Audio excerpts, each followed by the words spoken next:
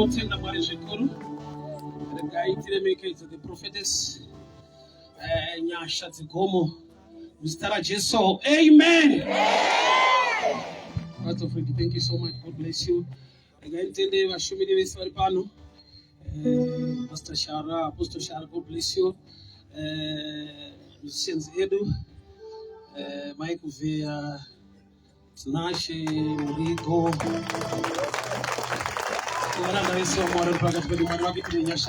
Luke chapter 1. Luke chapter 1 from verse 7, from verse 6. And they were both righteous before God, walking in all the commandments and ordinances of the Lord blameless. And they had no child. No, you can't balance the two.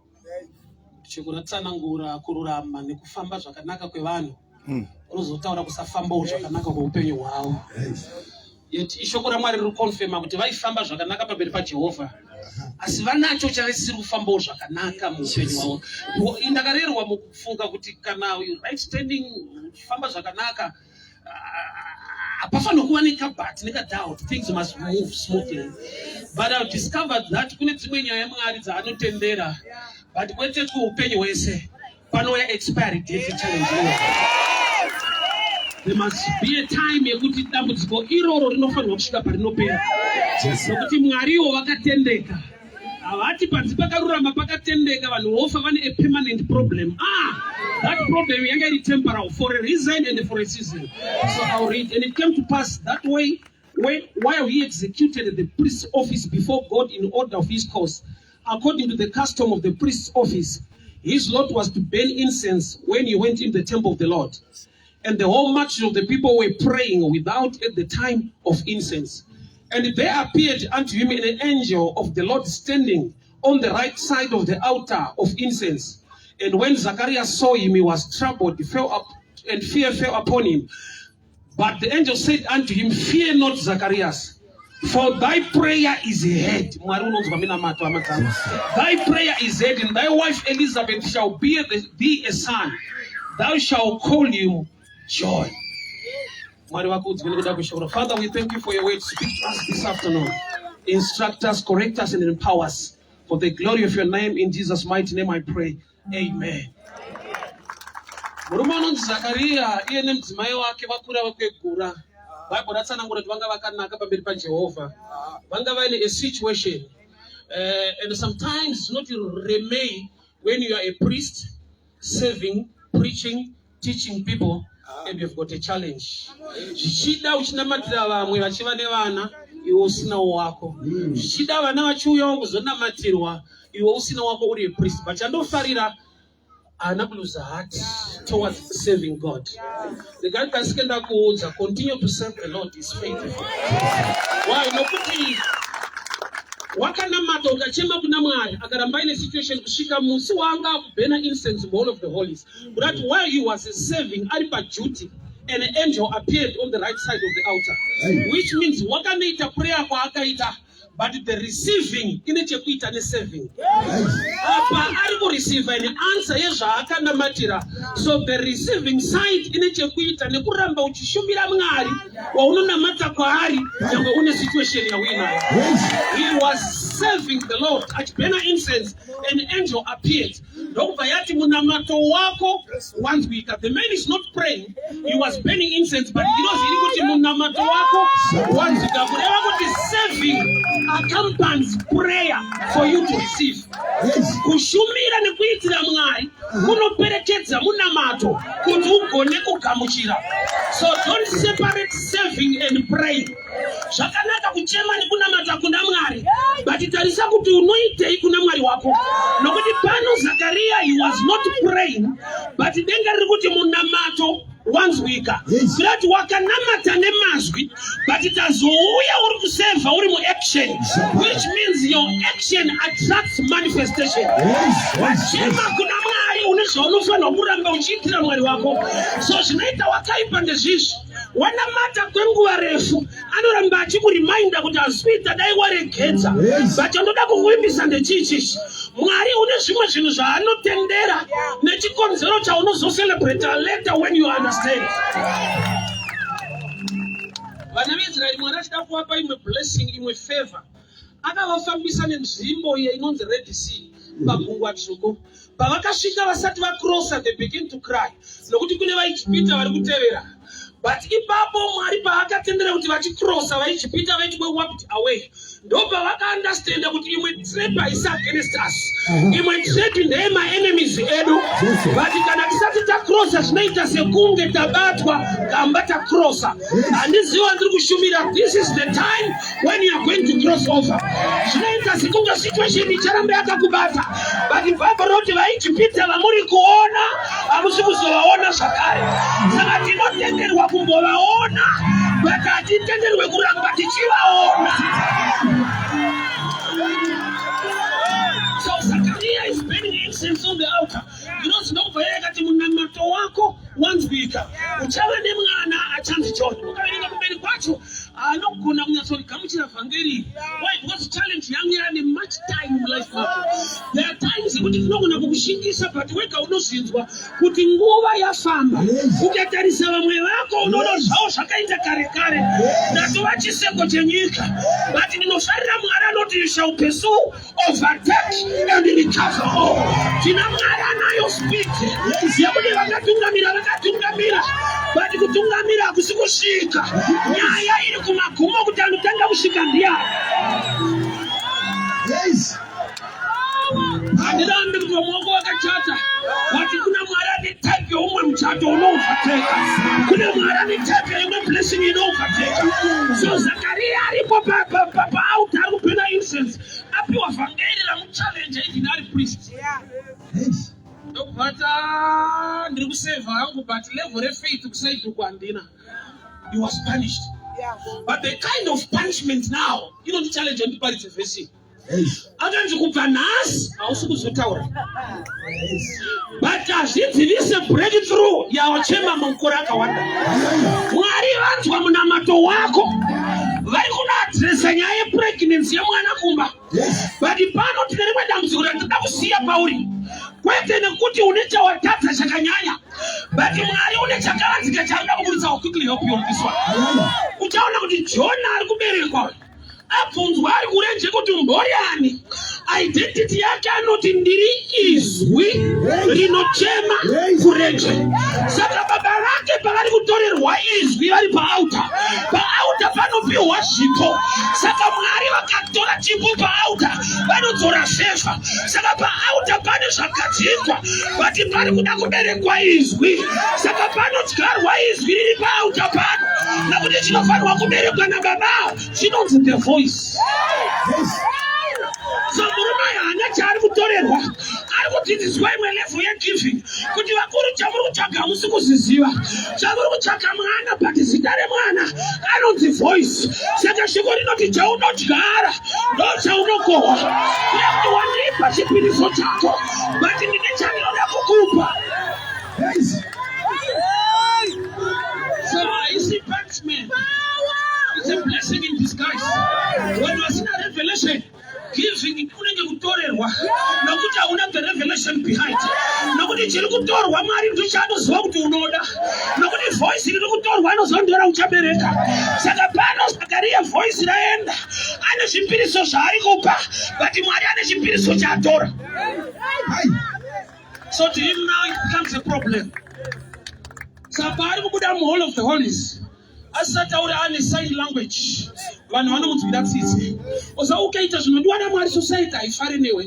Inogona kutoona kuti muri kubatirirwa, muri kushandiswa. Let the blessing yaririswa mukati, i-audible voice yaudzwa kuti uchabereka mwana anonzi John.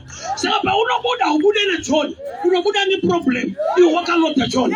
So there are times when the problem yauinayo haina kudisqualify the John coming. The problem yauinayo haina kudisqualify John ari kuuya. Kusafarirwa kwauri kuitwa ikoko hakukutarisire kuchata, kumwa kwako wakaitwa ikoko hakushaishe visa rako. Saka Mwari unogona kumbozvitendera. Come out as a dumb man. asingagone kutaura. Saka vanhu vanoona zvavari kuona, havana kunzwa zvawanzwa. We don't walk by sight, we walk by faith. And faith comes by hearing, and hearing by the word of God. Kunanzwa zvaMwari muholy of the holies, but vari panze havana chavanzwa, vane zvavari kuona. Saka iriko time yekuti uri kuwanzirwa kuti haachaparidza futi, haachataura ichokwadi, haachaparidza, haachaita zvaaita mazuva ese, pulpit muchamupa. But there is a miracle coming, there is a blessing coming. Yekuti mukusataura kwake 2-3 months munogona kumuchinyira, but for 4 months mukaona Eliza akupusha. May God confuse your enemies kuti vati kuwanzira one side mota ichidriver, vati kuchinyira one side mutato uchitoita. 3-4 months down the line, wait wakaona Zakaria woti mukuru leshi yake yakakeshwa, haana kwanoenda mwana, haana kutaura, haachataura. But 4th month now nhumbu yakubuda, vaa confused manje kuti ane kesi here kana kuti ane blessing. Ko indava ane dambudziko kutaura, haatauri, but dambudziko remakore mazhinji rinenge raakutopera, iye ane problem yekusataura. Mwari ngaaconfuse maenemies ako, Mwari ngaaconfuse maenemies ako. So it's a dumb man. Haasi kutaura anything. Saka vanhu vari kuona Eliza ane nhumbu, they will come to John kuti vataure naJohn. Haasi kutaura kubvunza Eliza kuti kwaenda. Saka Eliza ndiye ari kutaura mumbai, John apo Zakaria haasi kutaura. So vakabvunza Eliza, unotayo Mwari wakatiwanira nyasha, but utarisa murume wacho. Saka vanhu vanopedzera kufuta ndofunga haisi yake. Usapane pekuti ukakomborerwa ndofunga kuti hasi zvako. Mwari akakuropafadza, unoita kuti uchafamba nemapepa emota kana emba, nokuti hazvizvinde. Mwari akatiwana dambudziko, iye akalota progress yako. So vakatarisa John, vakatarisa Zakaria ane problem, vakatarisa Eliza ane blessing, ane makorokoto. Saka vanhu vakunetseka kuti ndiye muridzi here kuti nharani yakatambuka panapa. Ropafadzo yaMwari nyasha dzikakumhara, vanotanga vafunga kuti batidofu kusainava kase. Osa vanofanira kungoconfusika kungwara hana bati ishi ichi hachiitwa nevanhu vakadai ishi. So Mwari ane temporal problem yaanokonzera, so that iwewe hauite pride and people will easily know that this is God. Hapana kuconfuse nokuti une dambudziko, une problem, but une kamwe kablessing kaakunetsa vanhu kunzwisisa.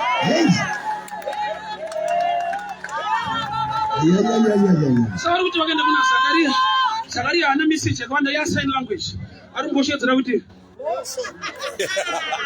onakati manje ndiye anodi. Pamwe pacho hapadi kutaurisa, kungoshedzera kuti kudenga kuna Mwari. Ipo yangu iyoyo, ipo yangu iyoyo, handina mashoko akawanda ekutaura. So all of the holies ane message yaakapiwa, vanzi for 9 months hausi kuzotaura, but pachaberekwa mwana uchataura. Saka ane problem ine expiry date.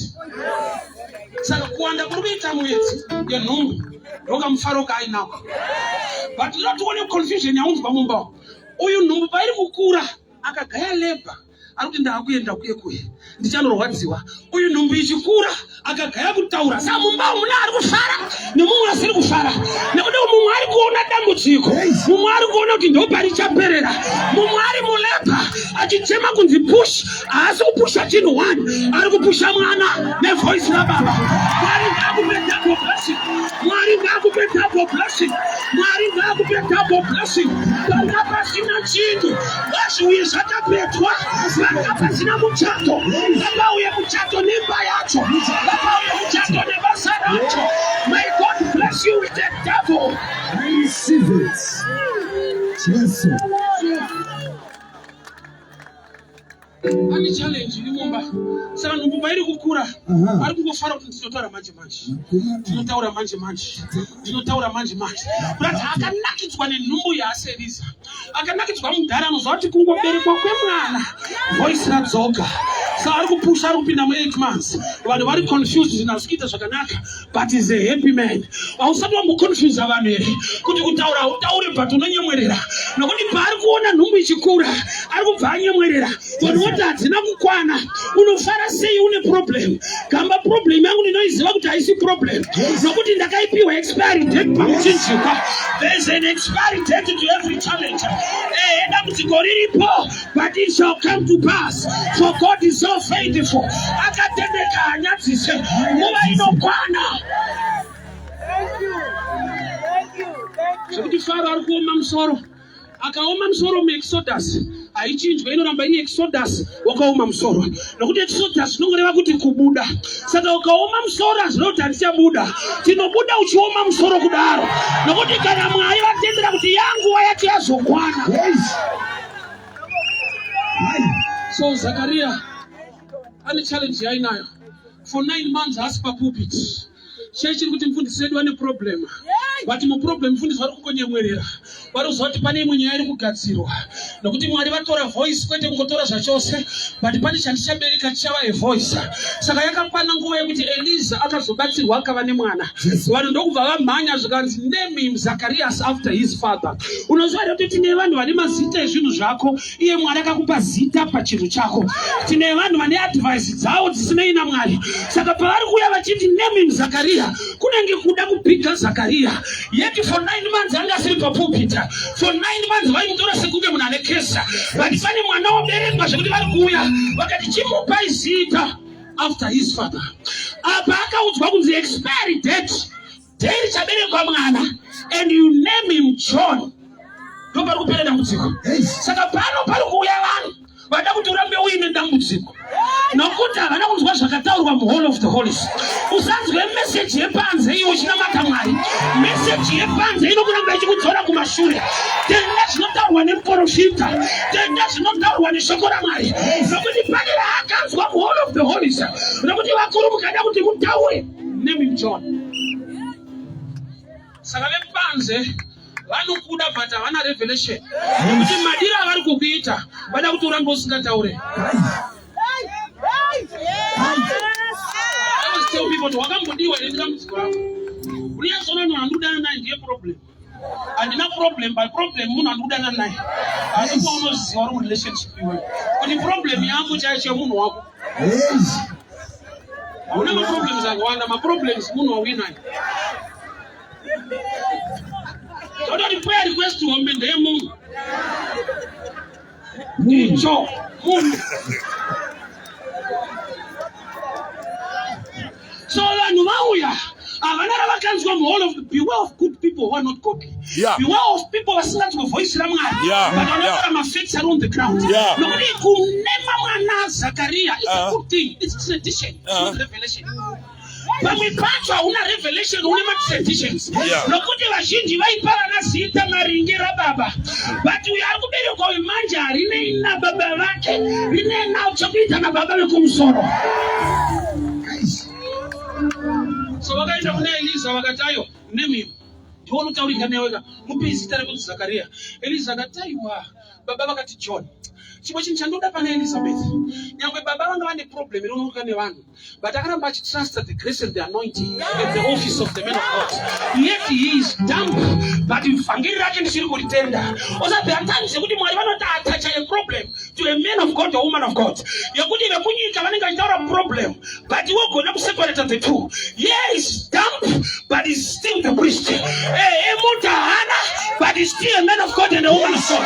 Also there are times yekuti pawakapota breakthrough yako wakaratidzwa kusataura kwaZakaria hauna kutrust the message of a dumb priest. There was a dumb priest with a godly message.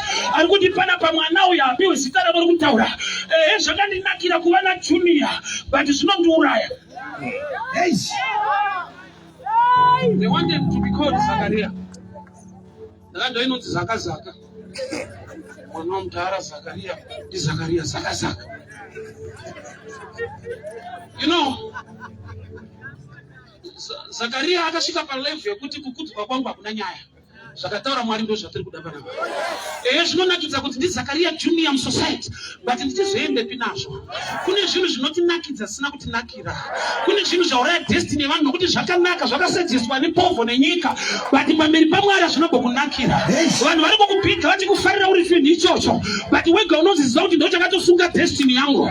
Nokuti munhu wawina yeye ane mari anokuspoila, but hakude kari kukushandisa. But society ikakutarisa iri kukuyemura kuti zvake, but mauri kunzi zvako hamuna chako. Tine vanhu vari kuyabhuswa to a level yekuti nyika ikakuona inotokuti zvako uri muabuse.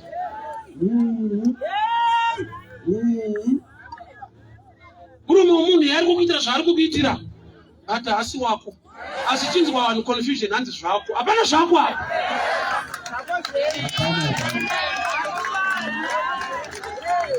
Aiwaka unaenda good night na 6 p.m.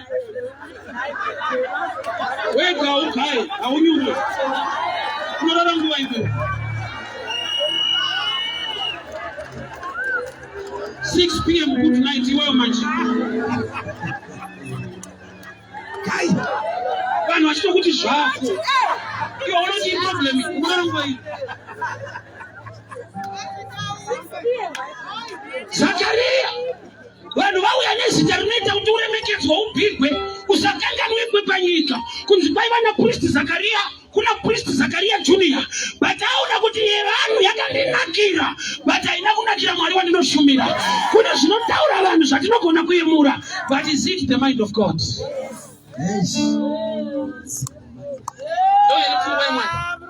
Saka akarambira vanhu vari kutaura zvinhu zvakanaka zvinonakidza vasingafite mplani ya Mwari. Why? Because ukamuti Zakaria after your name, truly zita anotoripiwa, but you remain dumb. Saka chimupa zita sinobvira rataurwa kumarudzi ekwenyu. No blessing yandinoda. Sinobvira etika kuhama dzako. Yekuti inotangira pauri zvokuti vanhu vanoti uyu ana Mwari wake. Vanhu vanonamata but uyu. Vanhu vanoenda kuchechi but uyu ane dzimwe nyasha dzake dzakasiyana nevamwe. May God give you a blessing iri unique. Isiri kumadzidza kana kufamily. Nekuti vanhu vakakutarisa vanoti asi uyu. Akapiwa nyasha dzakasiyana nevamwe. So he named the child John.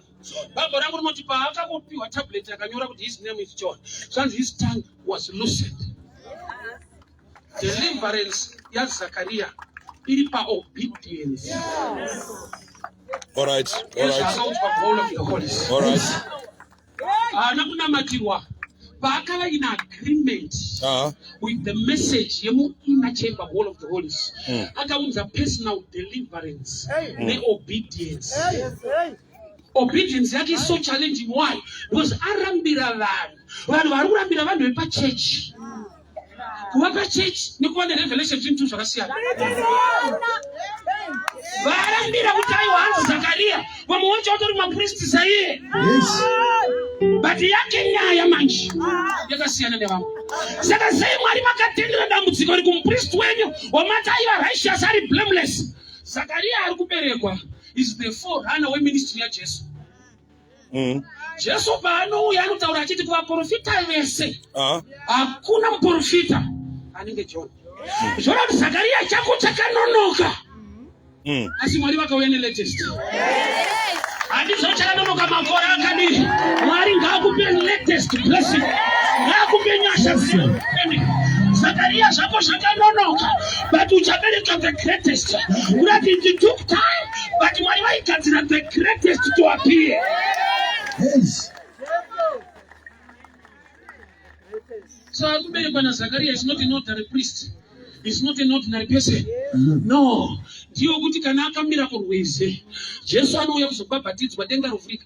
Jesu kuti denga rivhurike angaenda kwa Johani. Saka Johani kuna Jesu munhu anoopena a new door to Christ. Baba havasi kuziva kuti hatina kunonoka iprogramming yaJehovha. Why? Because we unofanira kuberekwa 6 months ahead kuti azova eforana anobhabhatidza Kristu. So pane nguva yekuona sekunge zvakanonoka but iri programming yaJehovha. Izwa Mwari unoita zvinhu nenguva yakafanira. Isu tinoda kuti zviite but Mwari anoda kuti zviite nenguva yakafanira nokuti pane zvikonzero.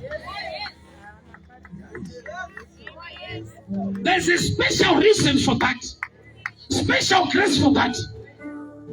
Ndaizvida nhasi kose Mwari vachizunza mangwana.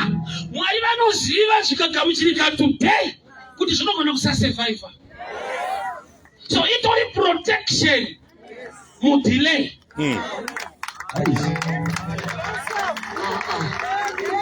Unoziva kuti kune blessing yekuti unofunza kuti Mwari vakusiya. Ask Joseph. Audza msuko kuti kana wabuda undirangarirewo. Bhaibheri rangu rinoti for 2 years akakanganwika kusvika mambo varota. Sei akanganwika kusvika mambo varota. Anofanirwa kubuda, not to be just a free man, but achipiwa an offer to become a ruler. So ukabuda mambo vasina kurota, you become free and useless. Mwari vane purpose ne reason. Saka ndichiti kana uchifunza kuti pamwe zvezvo hazvisi kuita, zviri kutoita. Pane zviri kugadzirwa naMwari. Esther chapter 6. Zvanzi mambo vakati ndipeiwo bhuku remakoronike ndivhure ndinzwe. Ndobva vasvikovhura bhuku, kwete page bhuku. Haisi coincidence. Pavakavhura ipapo ndobva vaverenga kuti Modhekai ane zvakanaka zvaakaita, akaitirwei. Pari kuvhurwa bhuku rine mapeji akawanda. But zvanzi vakavhura, Mwari ngaavhure pako. Nyangwe bhuku rakakura, nyangwe vanhu vakawanda, Mwari ngaarangarirewo iwewe. Your book of blessing must be open. Yes. This is the time and this is the season. Zvanzi parakavhurwa, vakabvunza kuti kouya akaitirwei. Chinzwa ka, dai anga ane zvaakaitirwa, vaivhara vaverenga pamwe. Chakaita kuti varambi vakapavhura, vakanzonzi hapana, zvatakumboshanda nyaya iyo. Iyo yekuti wakanamata but hapana zvakaitika, ndozvavhurisa bhuku gomo rino musuna. Ndozvavhurisa bhuku relife yako. Nguva yekurangarirwa yako yakwana, season yako yakwana, expiry date yakwana. Nyangwe hamana vakavagaro zake. You fight through the book. Mambo kana avhura bhuku haana basa kuti zvavakwa naHamani zvii. Mambo kana avhura bhuku anzwa zita rako, akufunga ropafadzo yako. Zvekuti undevavenga zvina basa. Kana rako bhuku ravhurwa, munhu anofanirwa kurangarirwa. So Jona haana kuziva.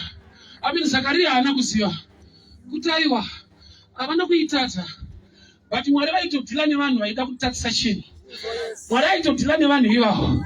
Imagine kuti murume uyu makore awanda ari pachechi achingoseva as a priest. Kuti vanhu vaiti kudii. Hama yangu yekuchinyirwa yekutaurwa iri common. Asi kudenga kuna Mwari unevazi.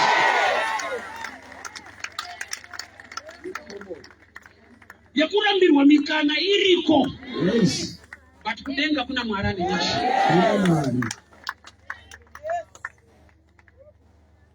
Zote waiti kudii pamusoro paZakaria. Zvongwaita akaparidza wanzi ava ofuta dai vana mata. Nanhasi kana mwana. Unoudzwawo nevanhu vane vana also. Baba mukaita serious vision. Zvinobatika chinhu ichi. Ndine problem yavanhu vanokupa formula isinei life yako. And I will explain this one. Kana ari Mwari wapona Silas, vakangoimba vari mujeri that night. Mwari waJoseph 2 years ainewo. Yeah. Samukandiparidzira rapona Silas nokuda ngwesete yakwana ndiri Joseph. Ndoda wa personal revelation. Kana ari Mwari waJona ndikanyura ndinombudira mberi. But kana ari Peter anoti let help me ndinonyura ndikafa. Usandipe ya Jona ndonzi Peter. Yeah. Whoa.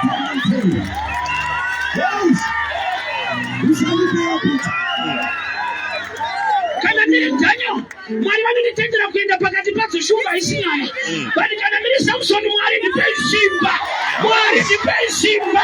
My story is different. Shadrach, Meshach, Abednego vanofamba mumoto. Haisi nyaya vana Mwari wavo. Vati kana ari Loti Mwari vanotutsana mukasamhanya panotsva munhu.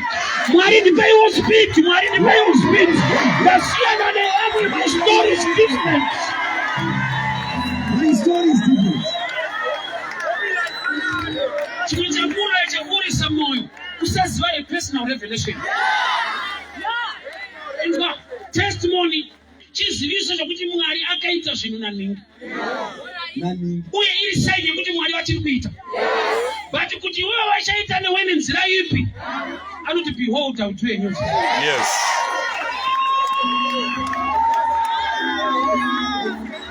Problem une formula dzevanhu. Hauna personal revelation. Ane nzira zhinji dzekuropafadza upenyu hwako. Mukutooma nemukuramba kwazvo, is working out something. But vanhu vakakutarisa vanoti haataure Zakaria, haataure. Muchataura 3 months, 4 months munenge mava confused. Kuti but pane kanhumbu but haataure, pane kanhumbu but haataure. Kachikura. Svika John wako anobatika.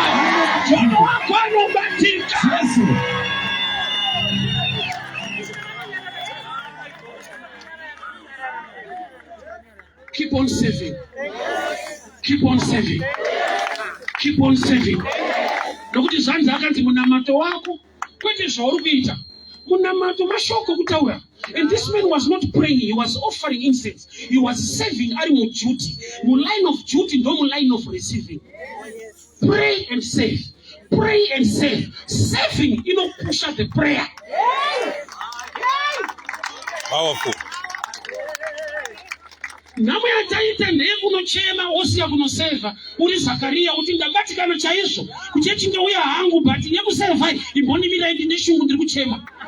Unasaya kuti haana paakataura basa remwana ndorakadenda denga kwete kuda mwana aida mwana kubva kudhara. But paakati Mwari mukandipa mwana ndosiya pano. Mwari kati kana wakuziva basa rechinhu tokupa chinhu ukaziva kuti mwana anofanirwa kuitei wazipeni naye vanawo. But hatina mazita awo atinonzwa kuti vaita nezvei vana nje. Wako is a child with a difference. Usati hana ine vanhu vakawanda vanomuencourage. Ndoda kuti uende mweya wekutsungirira. Bible rangu rinoti for Jesus endured the cross, not enjoyed, endured. Mwari ngakupe the grace to endure this moment. Because something good is coming. Yes, it's coming. Mukadzi anonzi hana pane kuchinyirwa nevanhu vepanze nana Penina kumaraini zvava zvatosvika nekuchechi. Because bishop chaivo ene vakati iwe mukadzi unosvika kupi newaini. Inda vachidhakwa kudaro so. Pane kuti uencouragwe muprayer yako nekuchema kwako. Wakunotukirwa kuchechi kwacho. Kwete nemwana wesangano but nabishop vakuti doro uri kuriwanza. Yes. And I tell you this. Ndo pakava nebreakthrough yake paakagona kuinterpreta the insults. Chicha akagona kubata pamazwi wayo. Akanzwa kuti Mwari vanofanirwa kunge vachikurudzira vanhu kunamata. Kana vava kuchinyira vanhu pakunamata. Mwari mukandipa mwana ndokupai bishop chechi yenyu yashota. Pano hapana bishop. Kureva kuti the insult became a platform.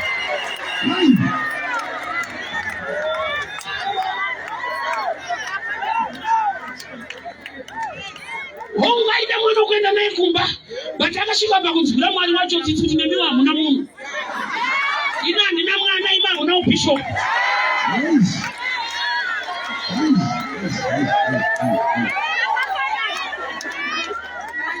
Elkanah ane mazwi anorwadza aita sekunge rudo. Sons, don't worry, I'm more like 10 sons to you. Chari, don't worry, Mwari anochigona. But kuna angwa ane message kuti don't worry hazvina basa. Usanyaradzwe nevanhu vanazvo wose. Iye ane vana naPenina. Ouya kwauri woti don't worry. Kana Mwari achizvigona ndiri pachikono pano kusvika zvaitwa. Mwari tinokuti ndinonzwa kuti Mwari uyu hakundikane. Mwari tinokuti aitirawo vamwe. Ko yangu ndiri vaitadza here.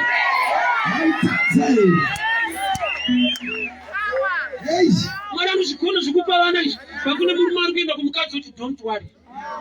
Kunyararidzwa nevanazvo. Saka munzwa ime blasphemy inetwa nevanso hypocrisy netwa nanso. Mazano muri kuparidza vanzi receive your house. Iye ari kukuudza mashoko iwayo anemba. Saka yangu aishaita manje. Iye landlord akapiwa mic kupupura. Wandinotenda Mwari akandiwanisa pekugara. Iyo kanzi receive your house onzi arisiva ngei. Kana ndisinotengesa iri kumbo. Andinyararitwe neanayo. Andinyararitwe neanazo. Kana zvisina basa tipe.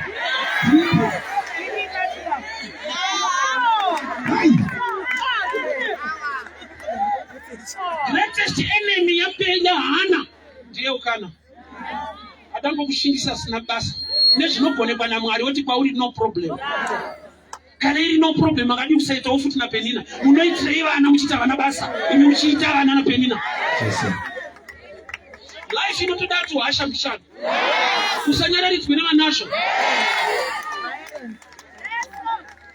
Enemy yako munhu anokucomforta musituation yaunofanira kunge uchifighta to come out.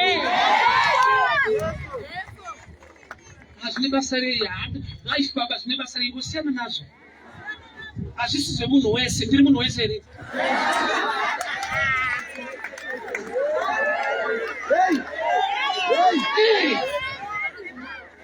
Marriage is not for everyone. You only know how you can.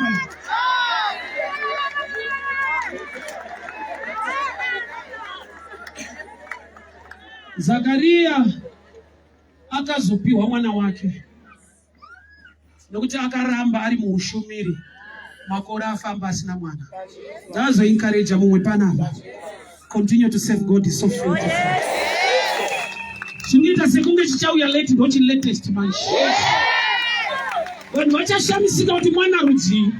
Nokuti pakaberekwa Johani mashoko aya akataurwa kuti mwana uyo akomana unai baba vake vatanga kutaura paaberekwa. Uyu achazoveiko mwana uyu? Mwana rudzi chako chichataurwa nokuti chichaunzwa chiri different. Chako chichauya chiri unique. To an extent yekuti nyika inofanirwa painozunza musoro kuti no muchato rudzi. Taona vanhu vachichata. Thank you.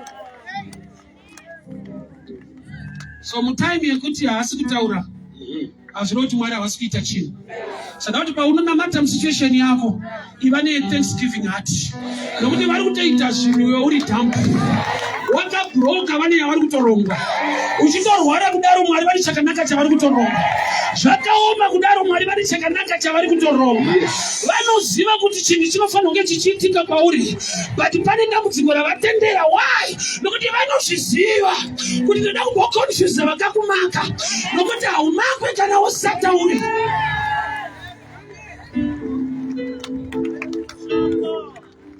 Vakakuvenga vakatokuignora so.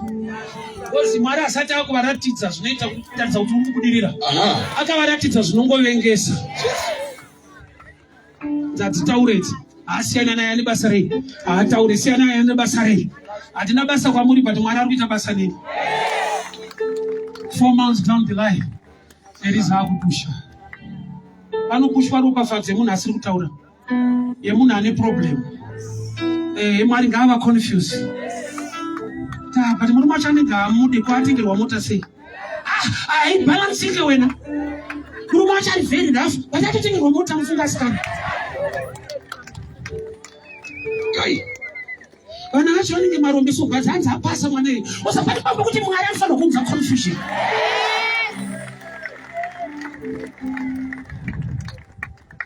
Hagoni but abudirira pazvinhu zvaaita. There was a guy bora so wadaifarira waiti Benjani so. Vanhu vaimunye hagoni. Parungoti hagoni unzwa next month atengwa. Manchester City. Iye asiri kugona. Vanogona vachitenderera mupenyu. Hausati wanzwa vanhu boy kanosvika palevel yekuti vanoti handibharansi batani mari yake. Shasha dzisina.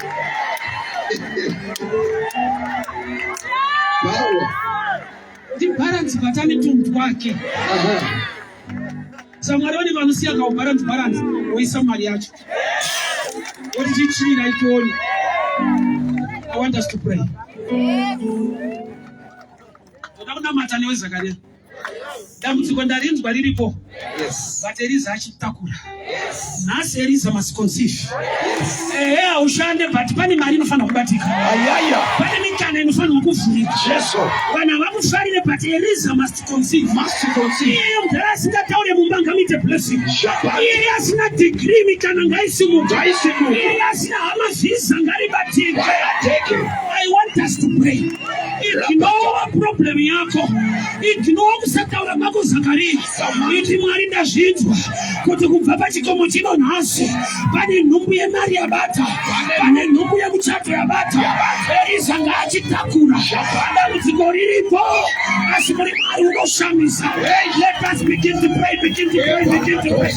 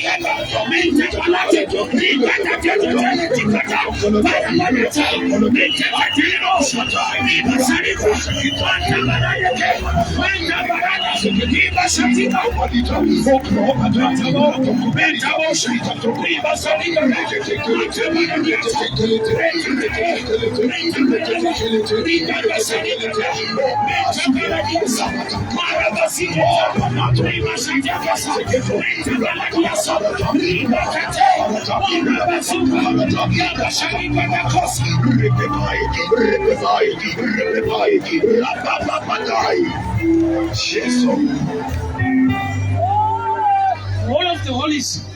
Wakataurwa dambudziko, ukataurwa futi expiry date. Jesu. Hausi kuzotaura, asi mwana paachaberekwa uchataura. Unoda kudeclare songs amaoko ako.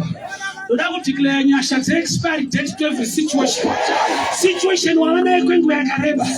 But wauya pachikomo nechikonzero. Yako situation Mwari havana kuitadza. Ndiri kudeclare iko zvino. Expiry date madambudziko rako Zakaria. Uchataura. Uchataura. Business richataura. Muchato uchataura. Stand ichavakika. Expiry date to that challenge. Expiry date to that challenge. Chapera. Kamchira nyasha. Kupera kwasho. Kamchira nyasha. Kupera kwasho. Kamchira fefa. Expiry date. Expiry date. Kulengwa ikoko. Chapera. Kulengwa ikoko. Chapera. Usamatamari. Chapera. Usekuruhara. Chapera. Zita la Jesu. Zita la Jesu. Zita la Jesu. Zita la Jesu. Hey.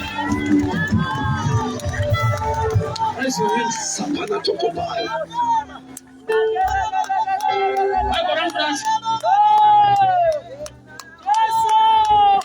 There is highly movement.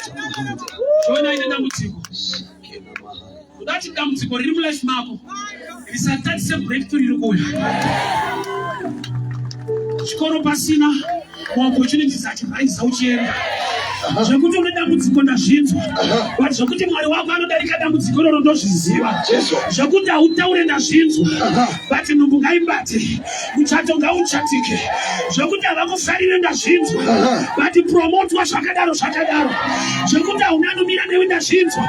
But visa.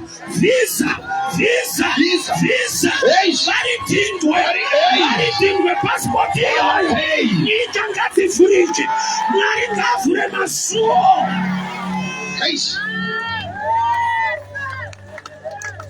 Zvino kune marecords anogona kukoresa moyo.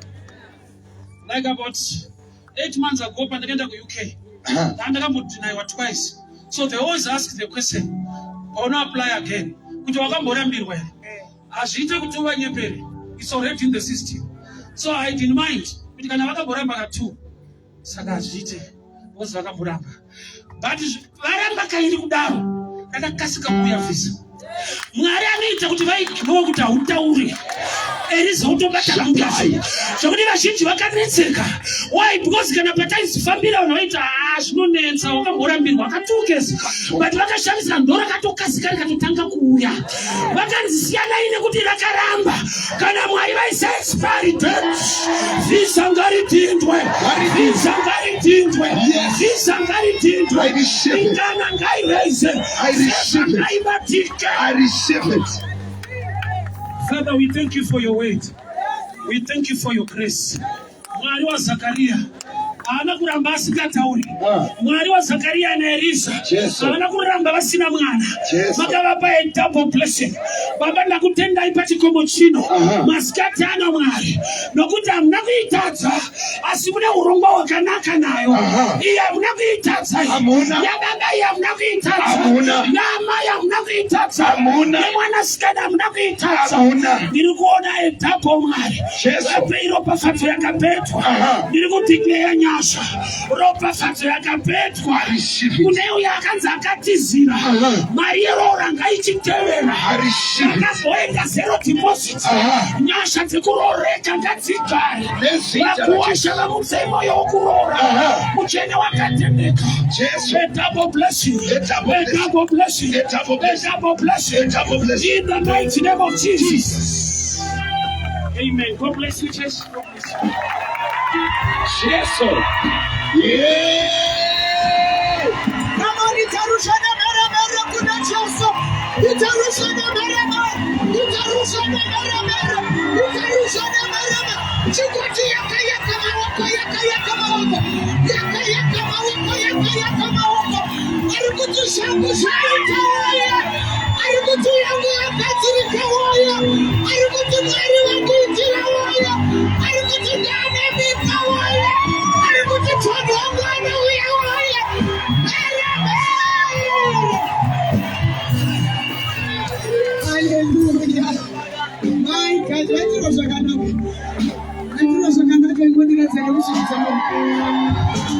Thank you so much, evangelist. Thank you so much. Evangelist, it's okay, shake.